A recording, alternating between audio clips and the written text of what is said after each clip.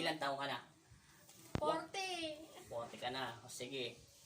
Taga-Arayat ang mangkukulam mo. Oo. Taga saan ka? Hindi ko na alamin ang pangalan mo, pagbibigyan kita. Sagutin mo lahat ng tanong ko. Kung may takot ka sa aking ama, may Panginoon mo rin yan, naintindihan mo? Oo. Pagbibigyan ka ng Panginoon hanggang magbago ka. Masaya ka ba sa ginagawa mo? Hindi. O hindi pala. Ngayon, pagbibigyan mo ang Diyos. Oo. Bilang instrumento niya lang, ha? Naintindihan mo? Instrumento lang ako ni Jesus. Naintindihan mo? Oo. O sige. Opo, ate. Naintindihan mo, ha? O sige. Anong kinagagalit mo kay Victoria? Nakita ko sa kanya. Bakit ka naingit kay Victoria? Maganda siya. Italo mo. Ito nga, walang asawa eh. Hindi wala yan ang asawa. Tapos ikaw, marami kang lalaki. Di mas maganda ka kay Victoria. O, di mas malakas ang apil mo. Naintindihan mo? Eh, ba't ka naingit? Simple lang. Lagi nang sinasabi na nagpapakulam mo, nagpapaano, sabi na ingit. Kalukuhan yun. Hindi ako naniniwala sa ganun. Anong mabigat na dahilan kung bakit ka nagagalit kay Victoria? Maganda siya. Ano pa? Black beauty siya. Ano pa? Maganda nga. Sinungaling ka. Sige, tatawagin ko muna yung mangkukulam mo. Naintindihan mo? Oo. Nasa Arayat ang mangkukulam mo. Oo. Babae. Oo. Magkano binayad mo sa mangkukulam mo? Wala. Yung totoo. Wala. Kamag-anak mo yun, yung mangkukulam hindi. Hindi. Hindi tumatanggap ang mangkukulam ng gagamot ng isa basta-basta. Alam niya, spiritual yun, masama yun. Alam niya, mahirap maggamot ng gano'n. Naintindihan mo? Huwag mo ko pinagluloko, ha? Tumabi ka pansamantala, ha? Natanggal kita muna dyan pansamantala at tatawagin ko yung mangkulam mo. Sa pangalan ng Ama, ng Anak at Espiritu Santo, Amen. Tinatawag kita sa espiritual ng Panginoon Kristo. Nasaan ka man ngayon, nasa Arayat ka daw. Ikaw na mangkukulam na kumukulam dito kay Victoria. Napili din ka? Mariano po. Mariano, pumasok ka sa pangalan ni Jesus, sa espiritual ng Panginoon Kristo, tinatawag kita kung sa ayaw sa gusto mo. Pinahintulutan ako ng aking ama na hanapin kita at pumasok ka sa katawan ng tao ito. Amen. Ikaw. Naintindihan mo? Di ba ikaw yung mangkukulam? Anong pangalan mo? Loida. Loida. Sige, maayos ka, Loida. Ilang taong ka na? Anong Loida? 40. Yung totoo! Sige, umayos ka. Ayos mo yung katawan lupa mo. Ayos mo yung katawan lupa niya. Anong ginamit mo mahika para kulamin to sa Victoria? Manika. Anong ginagawa mo dito sa gawing kanang paa niya? Pinapahina ko. Pinapahina mo. Sige, gusto kong tanggalin mo. Tanggalin mo lahat. Tatanggalin mo o papatayin kita sa loob ng katawan niya. May anak ka na ba? Loida, Wala. wala kang anak. Wala. Matagal ka na mangungulam. Oo. Ilang taong ka na nangungulam? 40 na. Ang tinatanong ko, ilang taong ka na nangungulam? 40. 40. Pupupuan kita. Ilang taong ka na nangungulam sa mga tao? 10. 10 taon. Sige, tanggalin mo muna yan. Tanggalin mo. Ubusin mo lahat. Ah. Ayusin mo, galit ka? Hindi. Pinagbibigyan lang kita, tanda mo. Napakabilis mong hulihin. Ah. Sabi ko sa'yo, di ba kanina, naririnig mo ko. Ha? Ah. May pulis, hindi takot yung mga magnanakaw, takot mahuli ng pulis. Kaya magulat ka, paano ka tinawag ng Diyos. Hindi mo na mamalayan, tinatawag kita. Sige, ubusin mo lahat. Hanggang pa niya. Pagbibigyan kita, Aling Loida. Ilang buwan mo na ito ginagawa? 10. Hindi ko tinatanong kung ilang taon ka namang ulam. Tinatanong ko kung ilang buwan mo na ginagawa ito kay Loida. 2 buwan. 2 buwan mo na siya ginagawa. Sige, ubusin mo. Anong dahilan daw bakit pinautos sa ito ipakulam to ng tao? Nainggit siya. Nainggit lang daw siya. Magkano binayad sa'yo? Wala. Kamag-anak mo ba yung nagutos sa'yo? Hindi. Kaibigan mo? Kilala lang. Paano mo siya nakilala? Kapitbahay mo ba siya o ano? Ewan ko, basta kilala lang. Paano mo nga siya nakilala? Wala lang. Tanggalin mo lahat. Pag hindi mo tinanggal, sige, sinungaling kayo dalawa. Pagbibigyan ko. Sige, ubusin mo muna lahat. Wala kang magagawa. Tanggalin mo yan. Simula sa paa. Ubusin mo. Kailan to gagaling? Ngayon. Galit ka? Hindi. Sige, bilisan mo. Anong mukha lang ni Loida? 40 years old na daw siya eh. Natanda pa siya sa video. Ano? Pangit siya. Para pong tumaba siya. Tumaba? O Opo. mataba ka ba, Aling Loida? Oo. Bilisan mo. Bilisan mo na! Ah. Ilang minutes na yan? Magfa 5 po. Bilisan mo. Bilisan mo. Tanggalin mo lahat. Tanggalin mo. Tanggalin mo. Kailan gagaling to? Ngayon. Yung manika, itapon mo. Ayan Ha? ah. Itapon mo. Yan. Yan. Bunutin mo lahat yung mga karayong na nilagay mo. Yan. Karayong ba yan, nilagay mo? yan. Oo, wala na. Yan. Tanggalin mo doon sa mga ugat-ugat niya para magkaroon ng power. Wala tong power. Wala na. Ayusin mo. Wala na. Ha? Sinungaling kayo mga mangkukulam eh. Ha? Tapos Naintindihan nyo? ko. Tatanong kita, masaya ka ba sa Kung may ginagawa mo? May kapatid ka ba? yung video. Wala kang kapatid? Kuya. Nag-iisa ka lang dito sa mundo? Sino nagturo sa'yo mangulam? Dumalang na kanya. Tanda. Sino nagturo sa'yo mangkukulam? Kon. Kilala ko lang. Taga saan yung kakilala mo? Ay, malayo. Saan nga yun? Malayo lugar. Painitin kita, maniwala ka. Pinagluloko-loko niyo ako ha. Sige. Taga saan? Isa. Arayat lang. Arayat lang. Ulitin ko sa'yo, ubusin mo lahat. Wala na. Lahat. Kailan to gagaling? Ngayon. Ngayon din.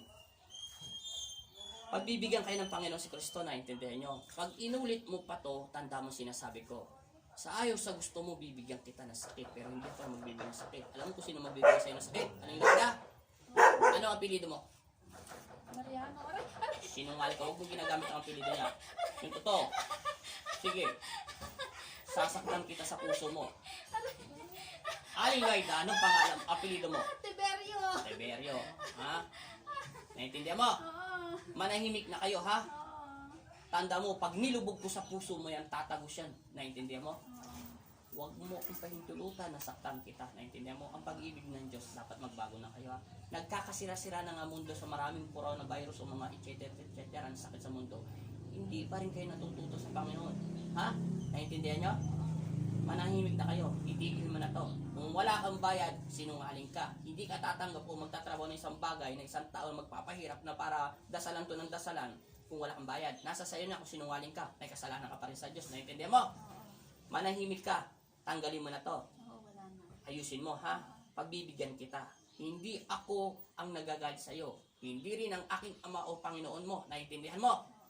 Kung hindi nagpapadala kayo sa lamon sa galit sa inyong isip at puso sa isang demonyo, pag wala ka ng silbi sa demonyo, sa kababagsak sa ilalim ng lupa, nagkakaintindihan tayo?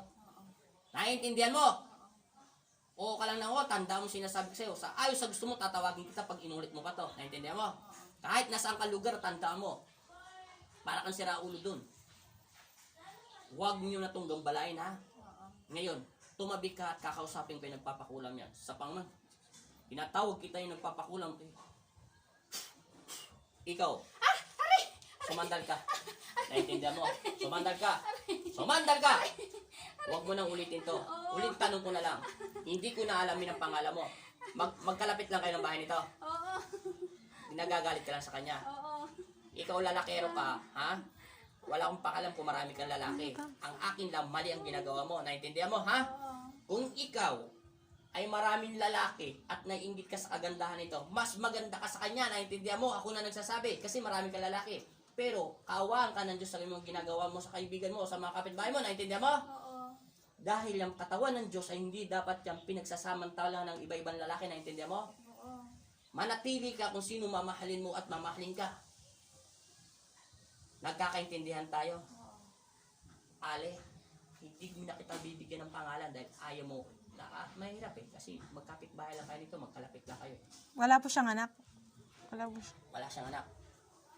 Lalakero daw to. Nagkakaintindihan tayo. Oo. Ang pakiusap Sinungaling ko lang yan. bilang instrumento ng Panginoong Kristo, manahimik ka. Kung marami kang lalaki, marami kang salapi. Alam naman, ipagalaw mo yung katawan mo na walang bahay sa ibang lalaki. Pero maawa ka sa katawan ng Diyos dahil yan ay pag-aari ng Panginoong Kristo. Naintindihan mo? Ito, wala na siyang asawa at naghiwalay sila, huwag mo nang pakialaman to. Kasi ito, marami rin problema sa mundo. Naintindihan mo? Sana makinig po kayo. Naintindihan nyo? Hindi ko naalamin ang pangalan mo. Ako na lang ang hihingi ng tawad sa ginawa mo sa Panginoong Kristo. Pero pag inulit mo yan, tandaan mo, sa ayaw sa gusto mo, bibigyan kita ng sakit upang matuto lang kayo sa inyong ginagawang pagkakasalanan sa aking Ama, Panginoon mo rin. Naintindihan mo? Handang magpatawad si Kristo o si Jesu Kristo o ang Amang Jesus, Amang Nazareno kung bukal sa puso mong hingi ka ng tawad sa Kanya. Una sa ginawa mong kasalanan sa Kanyang katawan, ikalawa sa taong ito. Naintindihan mo? Alisin mo ang galit sa Kanya at inggit dahil ang Panginoon ay dapat maghari sa inyong dalawang isip sa puso nyo. Hindi ang demonyo ang maghari sa iyo. Naintindihan mo? Pinagsasapon lang tayo ng demonyo, ng kalaban nyo. Naintindihan nyo? Magsimba ka at manalangin ka at humingi ka ng kapatawaran sa Panginoong Kristo. Naintindihan mo? Ang sinasabi ko, ako na nga ang nakikiusap sa iyo. Tandaan mo, ha? Naiintindihan nyo po? Maraming salamat. Pero kung ayaw nyo makinig, ako na nagsasabi sa inyo, yung katawan ng Diyos ay binababoy nyo. Naintindihan mo? Wala ka naman anak, pero nagpinapagalaw mo sa iba-ibang lalaki ang katawan mo. Ibig sabihin, hindi ka nakokontento. Alam mo ba yung mga lalaking gumagalaw sa iyo ay kampunit ng demonyo yun. Kung mahal ka ng tao at magpapagalaw ka sa ibang lalaki, dapat siya na lang ang huli, naintindihan mo? Kung nagloko ang lalaki at iba naman ang ginagalaw niya, layuan mo siya. At umiling ka sa Panginoong Kristo, nabigyan ka ng lalaki na tapat na magmamahal at tapat sa'yo, naintindihan mo? Salamat. Nagkakaintindihan tayo? Alisin mo ang galit dito, Victoria. Naintindihan mo? Huwag nyo nang babalikan to. Naintindihan mo rin, mangkukulam. Oo. Aling Loida, Oo. ikaw matanda ka na ha. Huwag kang magsinungaling ha. Oo.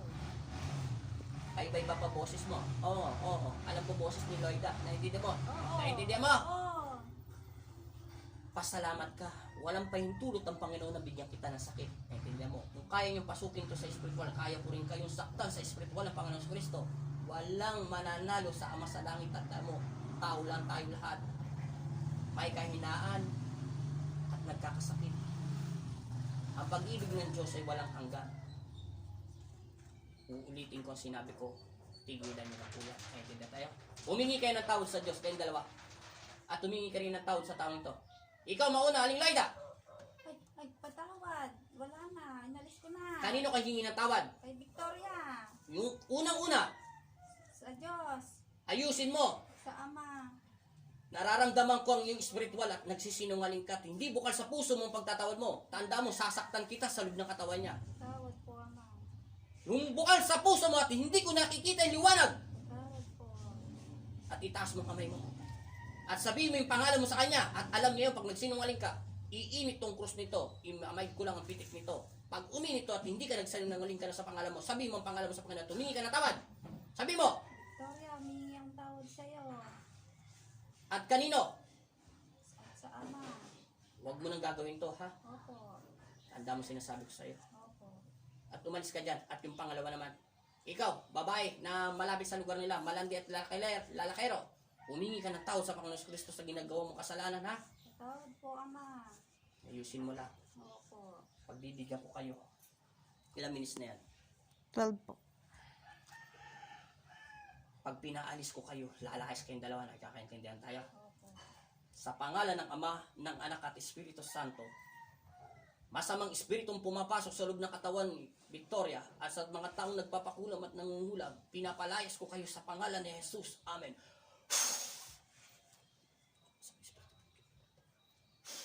Amen.